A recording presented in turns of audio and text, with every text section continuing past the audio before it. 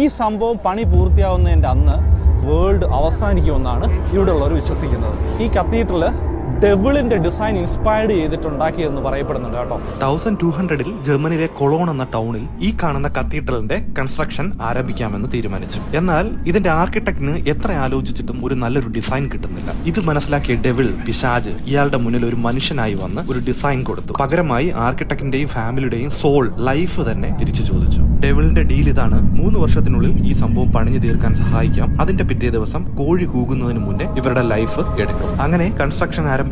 അതിവേഗം പണിഞ്ഞു തീരാറായി, അതും 3 വർഷത്തിനുള്ളിൽ തന്നെ. അതോടെ നമ്മുടെ ആർക്കിടെക്ടിന് ഭയങ്കരമായിട്ട് വിഷമവും പേടിയൊക്കെ വന്നു. ആർക്കിടെക്ടിന്റെ ഭാര്യ ഇതറിഞ്ഞ് ഈ ഡെവിളിനെ ട്രിക്ക് ചെയ്യാനുള്ള ഒരു സൊല്യൂഷൻ ആലോചിച്ചു. ഫാസ്റ്റ് ഫോർവേഡ് 3-ാം വർഷത്തെ അവസാന ദിവസം ഇന്ന് തീരാൻ പോവുകയാണ്.